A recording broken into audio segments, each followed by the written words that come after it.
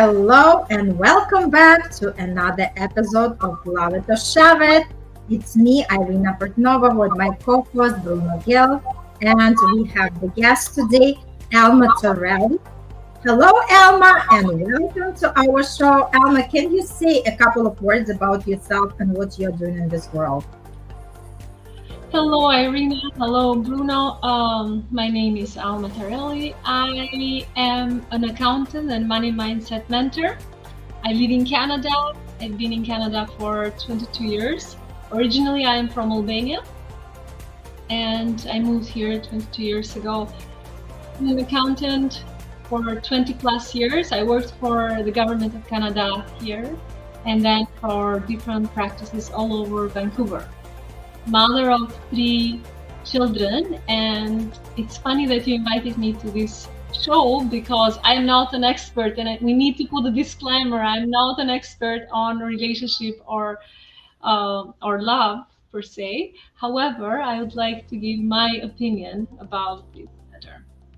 Absolutely. It's all about, we all have our life experiences, and that's exactly how we navigate the life.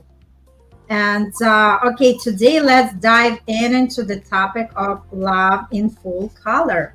Actually, that was the topic that Alma, you suggested. Tell me, why would you like to talk on that subject? And what does it mean, love in full color? See, this is a bit confusing as a term, actually. And I want to ask both of you, Irina and Bruno, do you think that love and relation is the same thing? Love and relationship? Is it the same thing? I think it's all in our perception. Depends how you put it together, right? Because to me, there is no relationship without love, and vice versa. Okay. How about you, Bruno? What do you think? Well, I don't know. I don't think so. With all the respect, by the way, I don't really believe so. No, because a relationship has love, right? A relationship is something that is composed by 2 human beings. Love is a feeling and emotion that human beings have, right? It's like love is what comes out of the relationship, not the same actual thing, right? A relationship is the union of That's two people, right. The love is what bonds, right? It's what makes that union stay. Right? So that's right. Yeah, that's what I wanted actually to talk about. Thank you, Bruno. Because when people talk about love, they assume that is a relationship. Now, again, I'm not an expert in the field. I have been married for 23 years, and with the same man. But he's like having several men in time from the personality. I love my husband and all that. Here's the thing: when we talk about love, and I'm going to include the spirituality here, we talk about a sweet emotion, a pleasant emotion that is happening with us, right? As human, we want to grab that emotion and put it in a box. And like Bruno mentioned, we want to bond, and that's how we create the relationship. This is the starting of a relationship. And the relationship, in my opinion, is managing, how to manage a relationship, because that sweet emotion that was in the beginning, after a while it fades.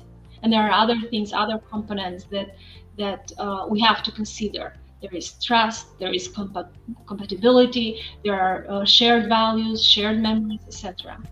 So that's what I believe that it would be very beneficial for your listeners to distinguish love as an emotion and the relationship.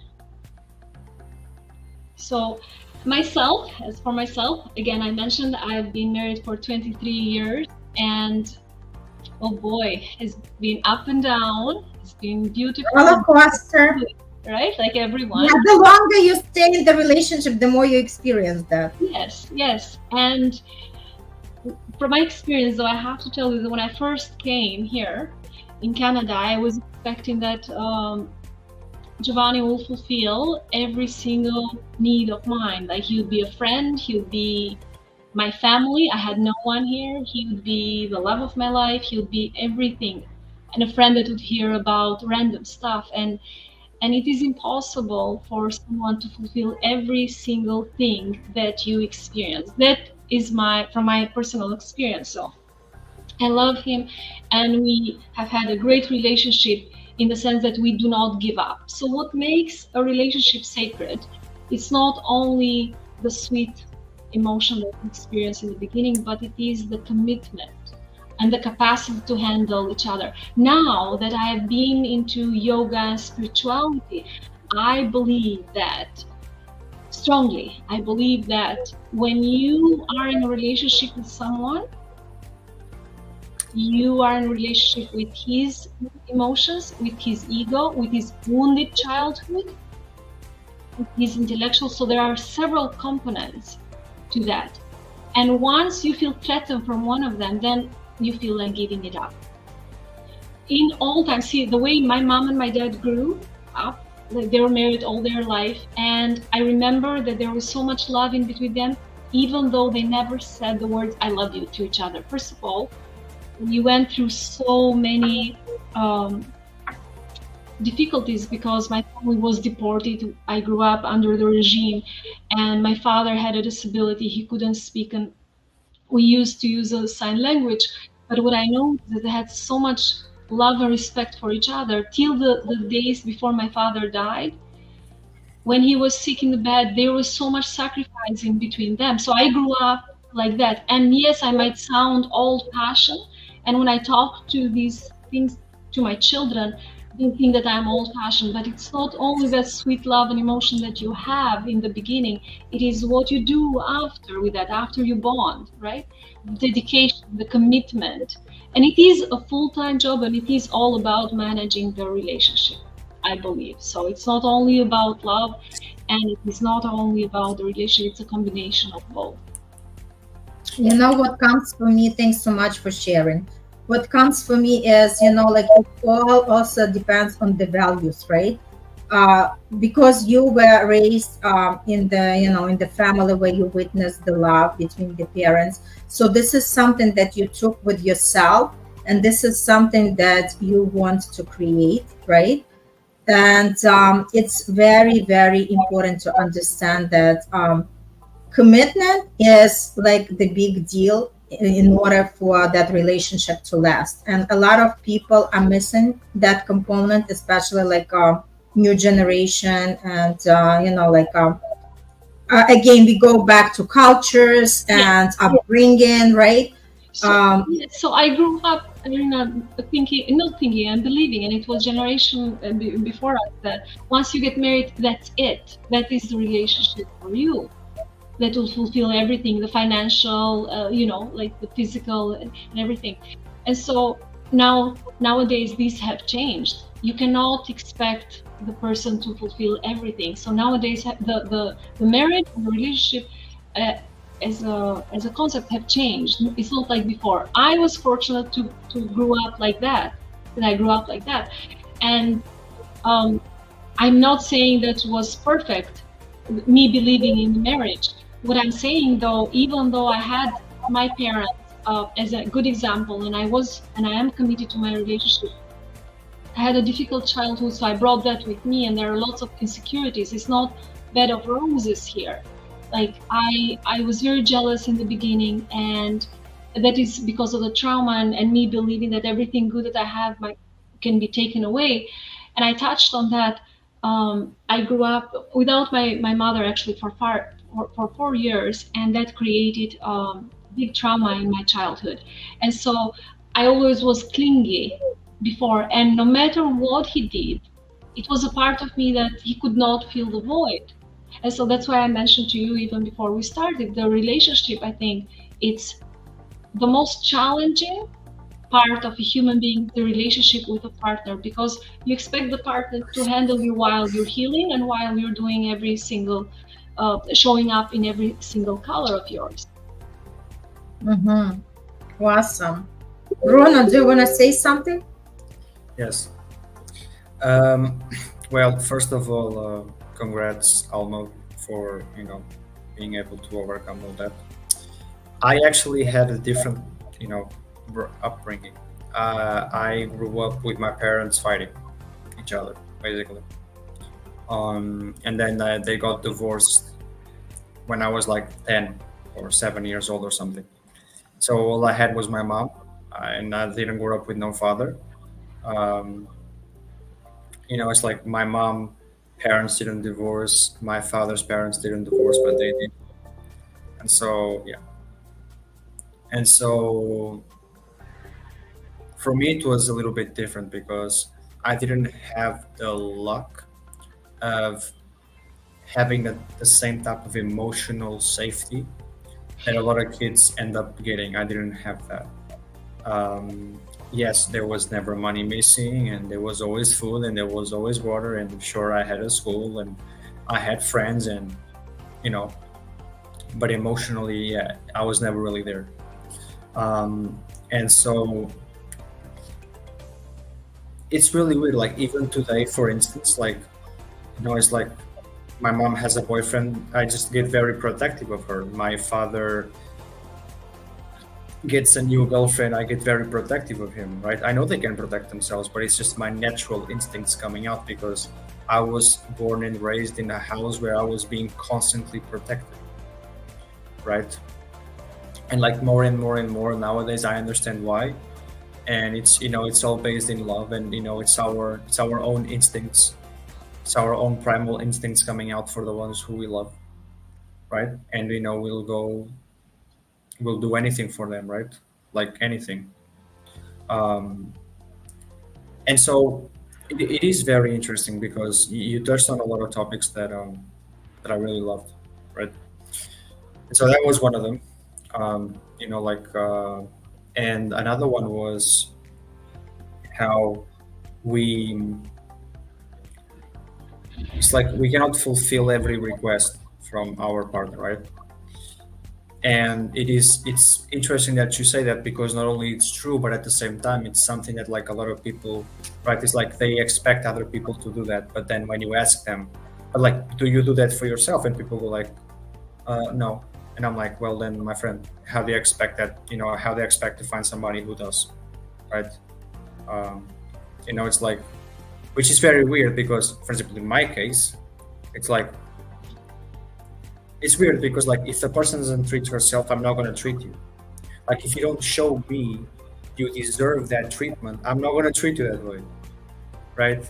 And the best way you show me that you deserve that treatment is not by begging me or imploring or whatever, oh give me that treatment, and then like gaslighting me and this and that and whatever. That's not how you show somebody that you deserve that treatment. You show that you deserve that treatment because before I treat you that way, you were already treating you before that way. That's why I fell in love with you. I fell in love with you because of the way you treat yourself, because of the way you talk to yourself, because of the places you go to, because of the way you take care of your mental health, or how much you try, right, to really do good, right? I didn't fall in love with you because you were waiting for some guy to come along and help you. No, you gotta help yourself first, right? Such a great point. Yes, very great point. And for me, it's like, it's something that like, but I get it, like, for example, in this case, like a lot of women, like I'm a women's self-love coach, like I said, and I understand, like, women don't want to do it by themselves because it's lonely, it's miserable, it's hell, it's lame, it's boring, like I don't have anybody to hug or to go to for advice, and I'm going to feel hopeless and I'm going to feel lost and blah, blah, blah. But at the same time, it's like, still, like you cannot expect somebody to just come along and believe in you entirely, right? Like, you believe in yourself, because that was also something that was extremely wrong with me. It was like I expected people to believe in me like I believed in myself, because I was always saying, yeah, I don't want to do it now, right? When there will come a time where I will really want to do it, right? And when the time comes, things are going to happen, right? But the problem is that people were expecting me to do those things now, and because I wasn't doing those things now, and I was not avoiding it, I was just saying, no, I don't want to do it now, I want to do it later, right? That I could never actually do it because they were trying to understand me based on their perspective, based on what they would do, and what they would do clearly is not what I would do, and that's why they couldn't understand me.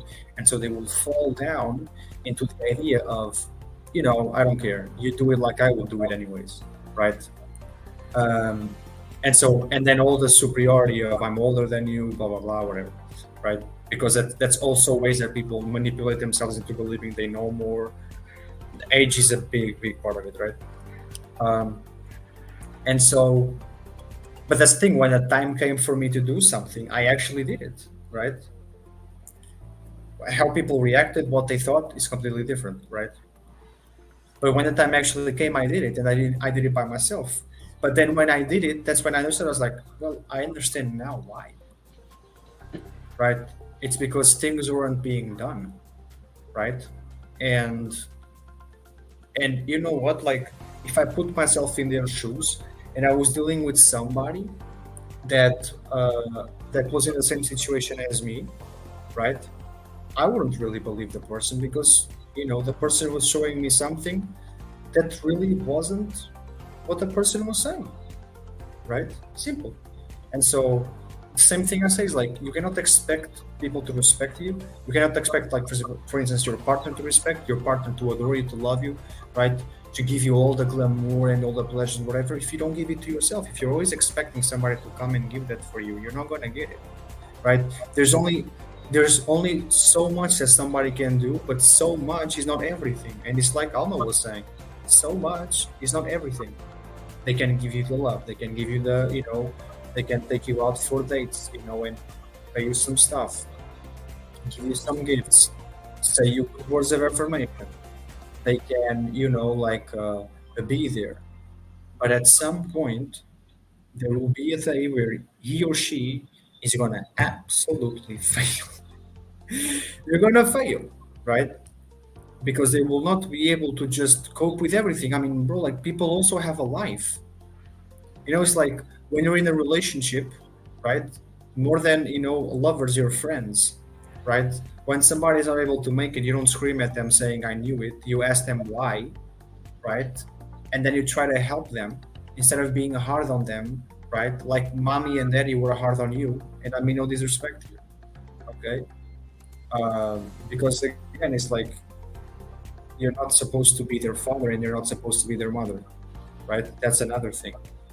It's like there has to be some boundaries in it. But anyways, I'll let somebody else proceed. You touched on something that I'm a strong believer that self-development is number one for everyone. From the yoga, I've learned that the first 7 years of every human being, it is when the 7 chakras are created. Your base, your root chakra, your safety, your family is all about that.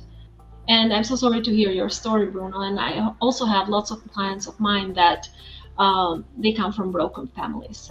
And so what happened is that you are not safe unless, like Bruno mentioned, unless you work with yourself so much at the point that you feel the void yourself and you're not looking for someone outside of you to fill that void. That's the whole idea.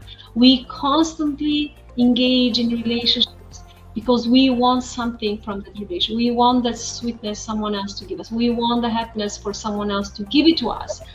And it doesn't happen. It's very short-lived. And there is no absolute love from anyone else unless it comes from you or God. I also believe that the mother to a child is one way. That's probably the unconditional love and the absolute love. But absolute love, it's with God only. Every human being will disappoint you at some point. And so if you're looking to get something to fill out a void, it won't work. It is short-lived. I totally believe with what Bruno said, and he will disappoint or she will disappoint you. What would be the best would be that you come to a relationship with a heart. You don't ask anything. Say, how can I contribute? How can I contribute? Without looking too much into the flaws, because I'm not perfect, he's not perfect. What can I contribute? How can we solve? For a relationship, like a long relationship, at least in my experience, there are 3 components. The first one is communication. If you are constantly communicating and being supported by the other person, you're up for a long relationship. The second one is commitment. If you are committed. See, I know it sounds a bit biblical, but when they said you're going to be together in good and bad, That's what they meant. If you're bad, I'm going to be here for you and support you. If you're good, I'm going to be here. But now people, they don't have that sense of sacrifice for a long relationship. As soon as things turn a bit hard, they drop the relationship completely. And I know I sound very old-fashioned, but that's how it is. Where is the commitment? Commitment, I'll be there when you're bad, and I'll be here when you're good also. It's not only when you're good, and then as soon as things turn hard, then you say goodbye and you go to the next relationship. And again, I have nothing against people that have many relationships, and we're not talking about morals here, but also from the energetic perspective. With the more people you sleep, the more you're damaging your body energetically. Yes. You're leaking energy from your body, and it's going everywhere, and you create memories and all that. So the body is sacred, and before you enter in a relationship, you have to ask so many questions. Do you have the same shared values? Do you have the same view on life? But the more important one is not only communication, commitment, the way you come out of a conflict. That's why I call them 3C, and I send that note ready to you. I can actually tell, because I have so much experience with the client. Again, I'm not a life coach and I'm not a love coach, but I've seen so many clients in my life. And when they come in the office, husband and wife, I can tell how, if they're going to be together or not, by the way they talk to each other, how respectful they are to each other, if they have trust on each other, but also when they fight, when they argue. Sometimes they would argue in the office, and how they come out of that. If you argue and you kind of bully each other, it's not going to survive in long run, no. You want to feel pleasant, you want to, so that's why one of the reasons when we talk together with my husband is that he never, when he's upset, he never directed to me. He's upset, he's like, why? And does all this kind of stuff. He's not, he doesn't put me down even when we are arguing. And that's why I think we survived, and sometimes we make fun with each other, but that's what it is. So it is, first of all, it is connection. Are you connected? Do you have fun together? And the second one is being committed, commitment. Even if you are not feeling well, I am going to be here for you no matter what. And the third one, how do you solve conflict? This is probably more important than anyone. How do you solve the conflict? So I love it. I love it. And Alma, let's talk about the connection on all levels, right? Because there are a lot of relationships that miss like 4 connections, like 4 levels of connections. A lot of people are not aware of it, and how important it is. See, because, and I teach them to my kids also. I have teenagers. I say that connection, when you look at someone, it's not only physical. You go have a little bit fun with that. That is not connection. This is just a temporary, whatever you wanted to experience with your physical body. The connection is more than that. At least have to be in 3 levels. The emotional connection is really important. Do you feel emotionally connected to someone? Do you have affection for someone? Are you attracted to someone not only by the looks, by the ideology that they have for like values and all that? So has to be at least physical, emotional, and also have to be, of course, intellectual, mental aspect too, and spiritual, right? If you do other things and he's into other things and you have nothing to talk, you don't have a connection, it's not going to survive. That's why connection is really important. Catching up daily, knowing what's going on daily. If he's set, do I allow room for him to express himself and then connect again? Or do I initiate fights for 3-4 days in a row because of the way he felt, right? Connection is understanding the other person and also yourself at the same time. You know what comes for me, Alma, is that we were not taught.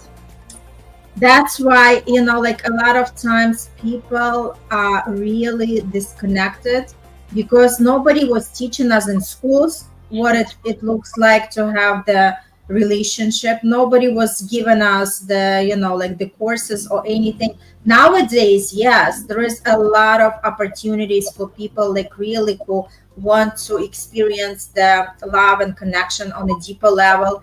Yes, there are seminars, there are workshops, there are coaching trainings, right? So everything is possible right now. But now the question is, are you ready to do it, right? Because there are a lot of people who can go in the live and complain about it, but they are not willing to do anything. But nothing is going to come out of nothing. So if people are not willing to work on themselves and do, and a lot of times they tend to blame other person for something that like really like, because everything starts from ourselves, right? We have to work on ourselves first, because the reality that we are experiencing first comes from the way we perceive it, right? So whatever we exude into this world, that's exactly what we receive, right? So if the person is full of negativity and like all the blames, and that's exactly what was like the last past years that I experienced with my ex-husband. It was more about just blaming, looking for the reasons to fight, like finding the reasons why things are not working, rather than just like really looking into himself and start like really working on himself. So the idea is two people have to be involved. When it's the like the relationship, it takes two to tango. It can't be just one person is doing all the work and another person is just like allowing things to be the way they are, right? So it has to be. And that's why, what, I am absolutely for divorce. When like when people are disconnected, there is no point of that commitment to stay together just for the kids. Because if people do not hear each other, when people fight, when people do not respect each other, there is no point to stay in this kind of relationship, because it does more damage than it does good. And I totally agree with you. You touched on something that before no one would talk about. Once you are married, that's it. You just go like with something on your mind. Yes. Exactly. My mom married at 17. Like, what does a child of today, especially at 17, knows about relationship and marriage and how to handle a family? First of all, how to handle the emotions and everything, right? So we are living in the best time right now with all the information, with the examples around. And again, when it comes to that, I'm not saying that I am pro marriage and that is set in the stone. Or you're saying you're pro-divorce, yes, because it can damage more the kids than anything. However, if when I mentioned the idea of not giving up, a child is an 18-year-old project. They deserve the safety, but because we didn't know anything, we just went blindfolded. Right now, you have to screen the person that you are going to spend the life with. So that's why we're living the best time right now. And once you have a child, it will be at least 18-year-old project. You cannot, after you say goodbye and leaving her in distress or financial crisis and all that. So it comes to responsibility. That's what I said in the beginning. Love is just a sweet emotion, and the relationship is managing it. So if you're entering in a relationship, you're looking at someone that you want to bond with someone for a long time, then you have to have all the components, not only the physical attraction, because that's what it is primarily in the beginning nowadays. The emotional connection, the values, the trust, the mental, intellectual connection. So if you go in two different directions and you're not connected, you're not going to be together. And nothing can force you nowadays. Before, yes, it was the opinion, it was the family, it was a big deal if something like this happened in the family. Right now, nothing can hold you. Absolutely. And you know what, Alma, when you talk about love, what comes to my mind, it's not love, just love as, like a butterfly feelings. For me, love means the unconditional love. That's exactly what I associate with the relationship. There has to be the unconditional love where, like you mentioned, whether you love the person, whether they are bad or good, but obviously it has to be mutual, right?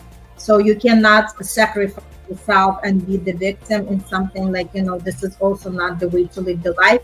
That's why, like the coaches are there to like really putting people, in in that consciousness that, hey, there is no point for you. You didn't sign up to sacrifice for somebody. You have to make yourself priority to understand that these are the values, these are the things that you are going to be willing to tolerate, or to work on. But there are certain things that just non-negotiable. And a lot of times it just you see the families where it's both ends. There's no middle. It's either I'm committed no matter what's going on, he mistreats me, he beats me, he abuses me, but I'm committed because we have children, right? Or the other way around, where it says you know what, I'm just not gonna tolerate. The first time around something happens, and people are throwing their hands in the air and saying, you know what, I don't want to deal with that.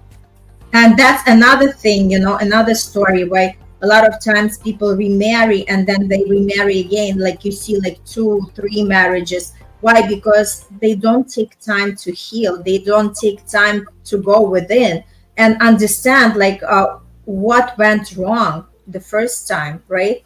How, what actually was the cause of, separating, and what are the things that I want to take as valuable lessons when I'm going to go into the new relationship, right? And already have these red flags and know what to look for, right? Do not fall into the same trap, because a lot of times if people are not working on the same, they're just repeating the same story with the different person. So it's so important to really understand, what are the patterns, and break those patterns, and increase the self-love, and understand exactly what that connection is gonna be for you, and know that you have to be connected on all levels, not just one or two. And that's a very good point. You mentioned the word healing.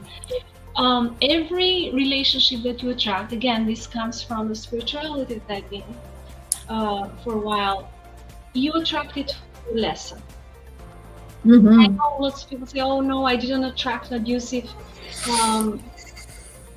partner and all that. You attracted, a part of you attracted that.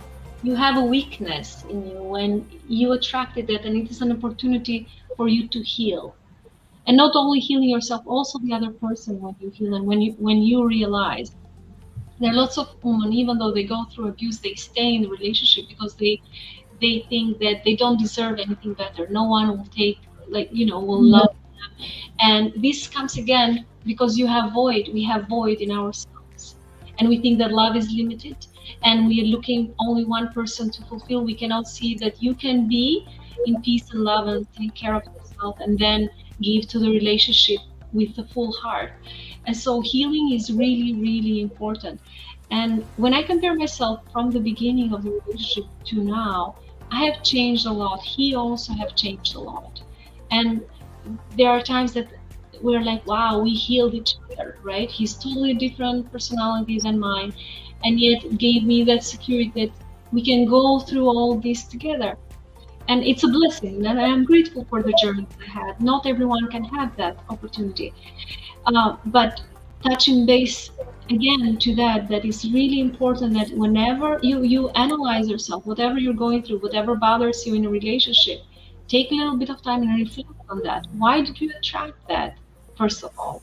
And what are you learning from this experience? And let's say you finish with that and you start a new relationship. Say every time you start a new relationship, you'll start new problems, of course. What are you learning from that? What are you looking for in a relationship? In the moment that you heal yourself, I have noticed that you can make it work in a relationship. The moment that you heal yourself, you don't need anyone to fill the void. You start healing, every single thing around you start changing. He will change, she'll change the moment that but you have to be together in the same journey.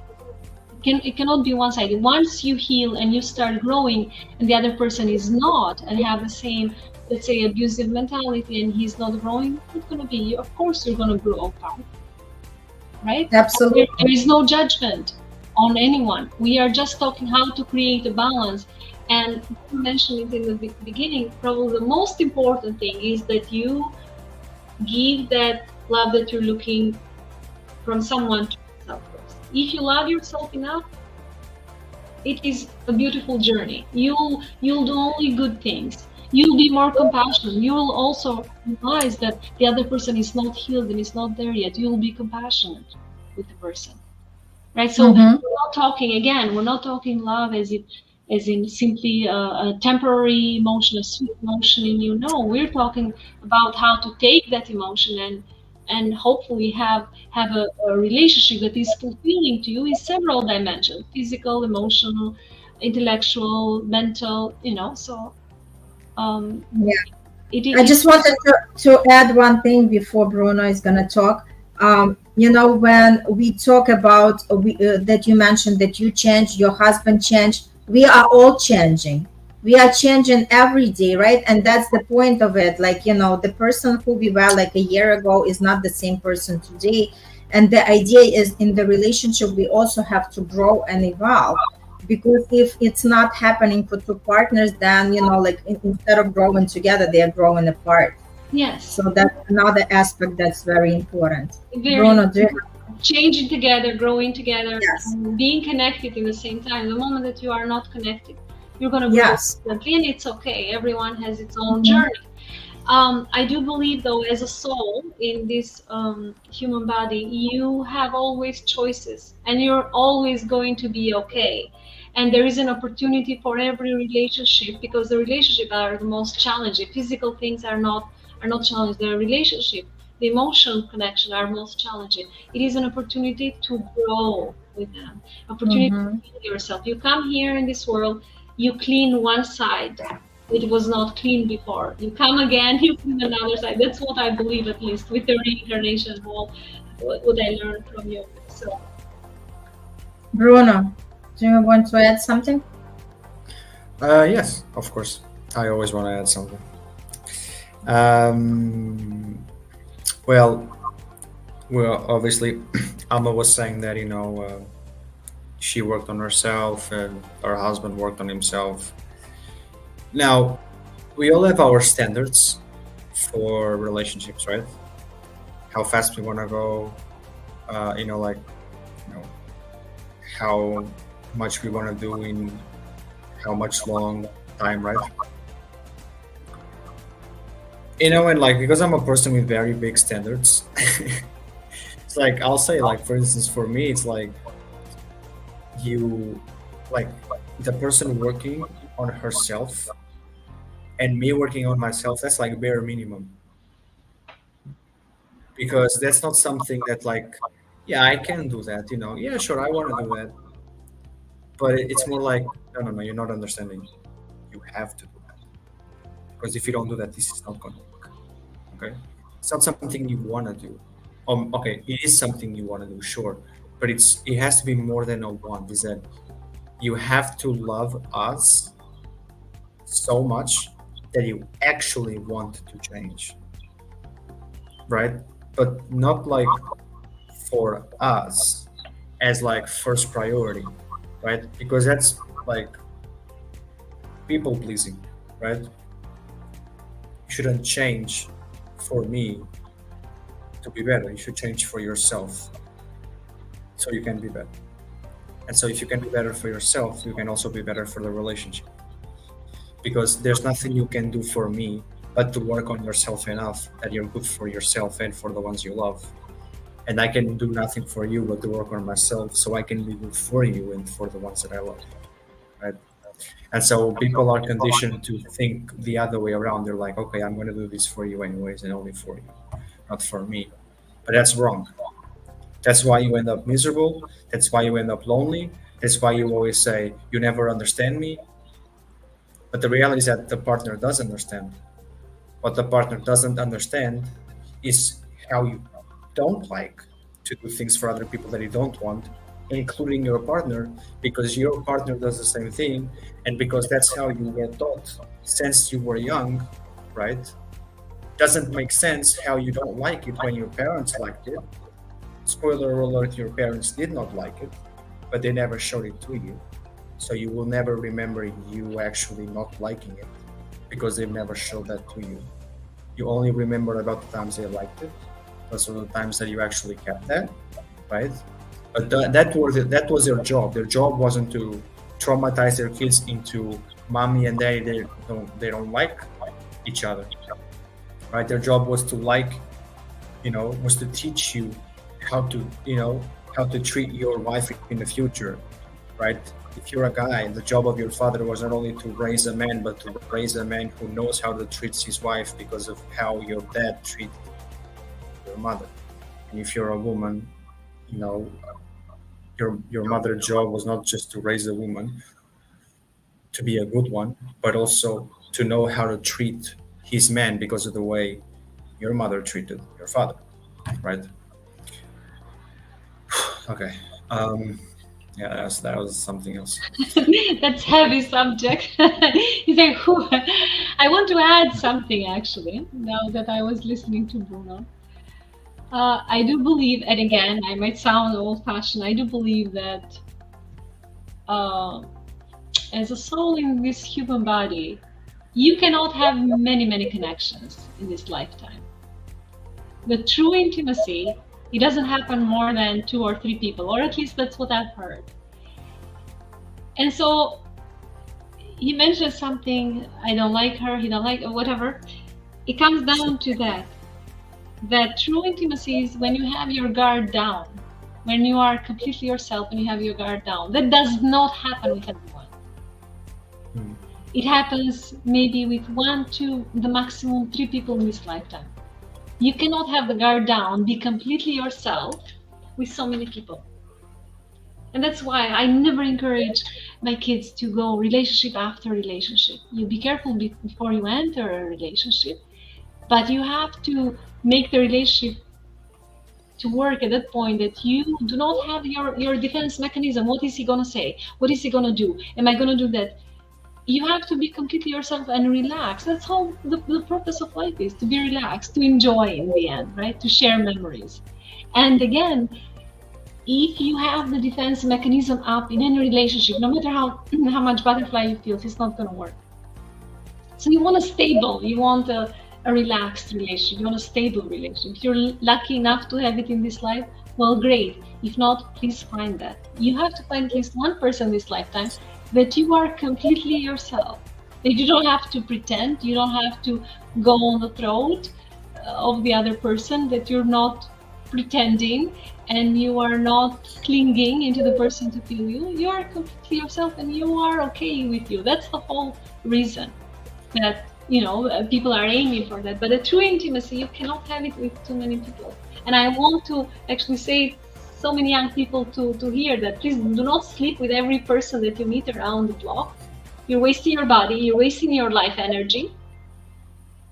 You go into the relationship when you have created some trust and you can see the future together. Don't do this thing. I know I sound sometimes old-fashioned, but that's what it comes down. And the more I go into spirituality, yoga, the more I'm like, wow, this is so true.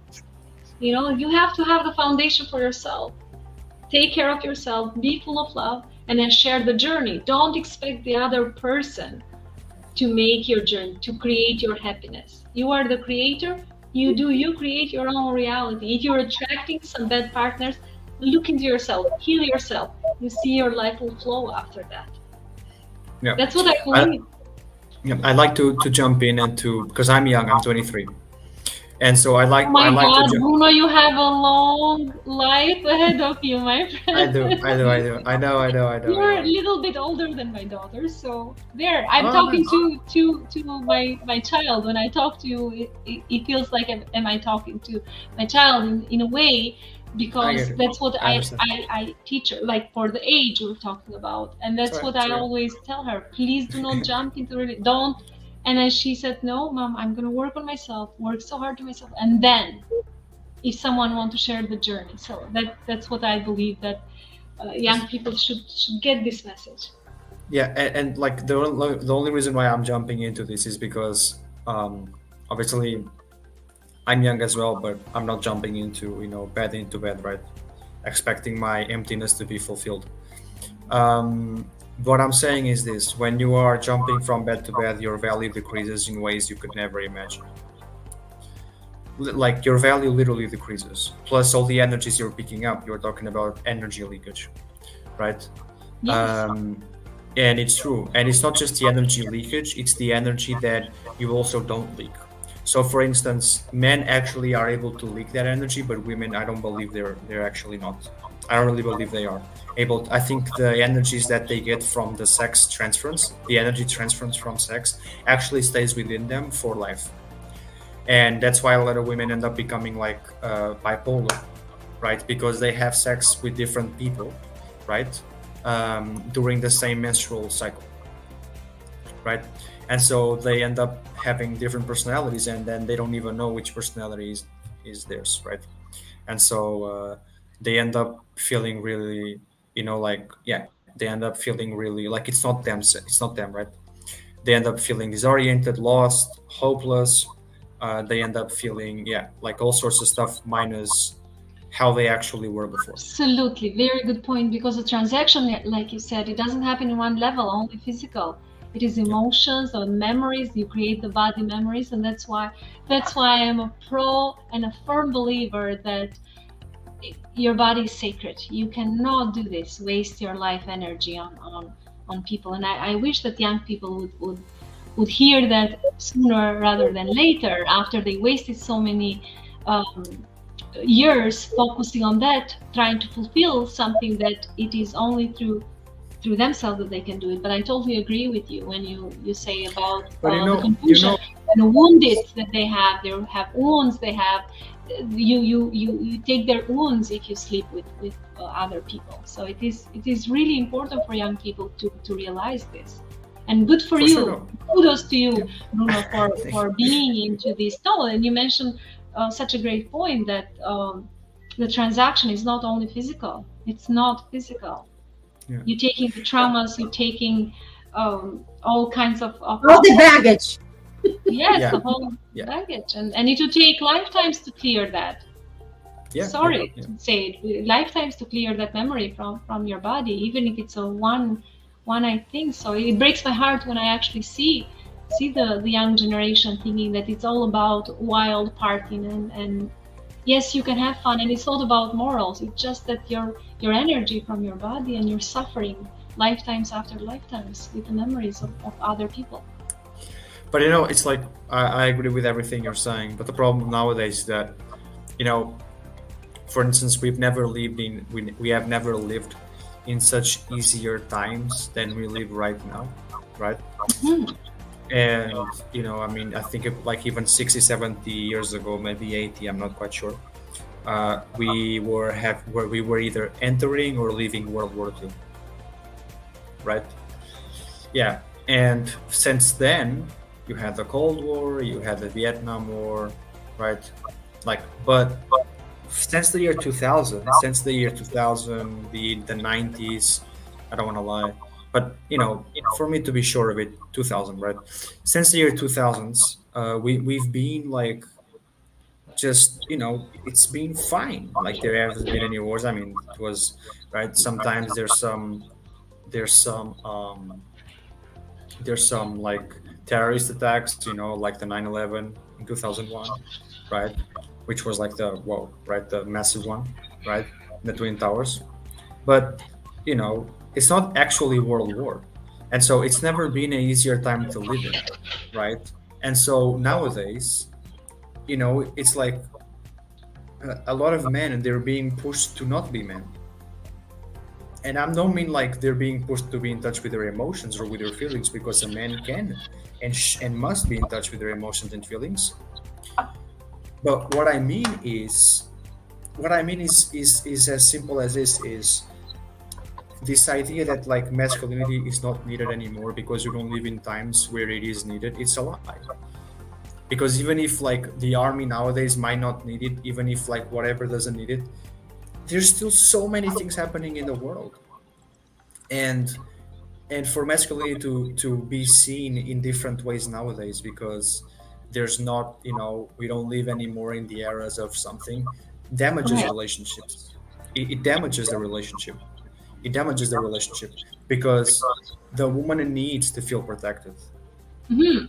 The woman needs that feel that safety, not just the financial safety, but the emotional safety, knowing that That's I right. can walk with you on anything, and if somebody tries to rob us, you can do something, That's right. Yes, right? yes, yes. And that's super important. Like, So excellent point. We will wrap this up, Bruno. But you mentioned something, and maybe it would be for another time to talk how being aware of the masculinity and femininity in this time and age, it is really, really important. If you're wounded masculine, please work on that. If you're wounded feminine, please work on that. Work on yourself. And another time discussion would be how the patriarchy and the times before have affected the nowadays generation, right? But this time we're living the best time to heal ourselves with all the different healing modalities that are there, with all the information that are there. This is the best time to take care of your energy, feminine or masculine. Yes, on that note, thank you so much. It was a powerful discussion. And, thank you so much, Alma. It was a lot of value that, we had in the conversation. And I know that the listeners are going to take a lot of golden nuggets. But for anybody who's tuning in and maybe they're still confused, what are they talking about, energy and all that interesting thing. We invite you to be curious and open yourself up that it's not just the physical world that we are living. The world that we do not actually see is more vast than what we see and know in this world. So once you connect and understand that there is another side of us that is connected, the energetic side of us that is connected to spirit, and once we understand what this is all about, we can completely create a different lifestyle for ourselves. So it's all about just stay open, be curious, and reach out to one of us if you have any questions. Thank you so much for this powerful conversation, Alma. Come any other time to be our guest, and we'll see everybody on the next episode. Thank you.